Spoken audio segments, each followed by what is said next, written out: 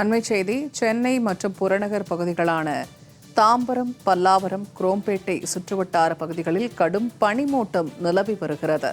சென்னை மற்றும் புறநகர் பகுதிகளான தாம்பரம், பல்லாவரம், குரோம்பேட்டை சுற்றுவட்டார பகுதிகளில் கடும் பனிமூட்டம் காணப்படுகிறது. அது தொடர்பான காட்சிகளை தற்போது நாம் அண்மை செய்தியாக பார்த்து வருகிறோம். பனிமூட்டம் காணப்படுவதால் வாகன ஓட்டிகள் கடும் சிரமத்துடன் வாகனங்களை இயக்க வேண்டிய சூழல் ஏற்பட்டிருக்கிறது. சென்னை மற்றும் புறநகர் பகுதிகளான தாம்பரம், பல்லாவரம், குரோம்பேட்டை சுற்றுவட்டார பகுதிகளில் கடும் பனிமூட்டம் காணப்படுகிறது. ஈசிஆர் சாலையில் முகப்பு விளக்குகளை ஒளிரவிட்டபடி வாகனங்கள் செல்லும் காட்சிகளை தற்போது நாம் அண்மை செய்தியாக பார்த்து வருகிறோம். கூடுதல் தகவல்களை தருகிறார் செய்தியாளர் பத்மநாபன்.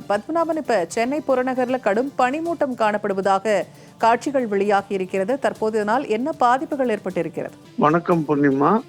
சென்னை புறநகர் பகுதிகளில் பாத்தீங்கன்னா நேற்றிலிருந்து தொடர்ந்து பனிமூட்டம் காணப்பட்டு வருகிறது. நேற்று காலையிலிருந்து தொடங்கிய பனிமூட்டம் காரணமாக சென்னை புறநகர் பகுதியிலும் அதே போல சென்னை விமான நிலையங்களும் பாதிப்படைந்தன. அதே போல இன்று காலை தொடர்ந்து இந்த பனிமூட்டம் தற்போது காணப்பட்டு வருகிறது.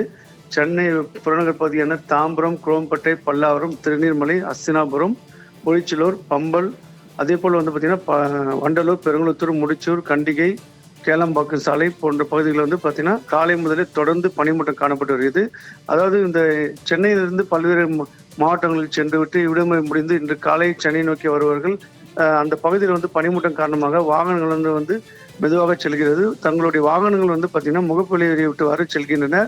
தொடர்ந்து இன்று காலையிலிருந்து தங்களுடைய பள்ளி மற்றும் கல்லூரி வேலைக்கு செல்பவர்கள் இதனால் பாதிப்படைந்து வருகின்றனர். இதே போல் பார்த்தீங்கன்னா செங்கல்பட்டு மாவட்டம் ஈசிஆர் சாலையிலும் பார்த்தீங்கன்னா பனிமூட்டம் அதிகமாக காணப்பட்டு வருகிறது.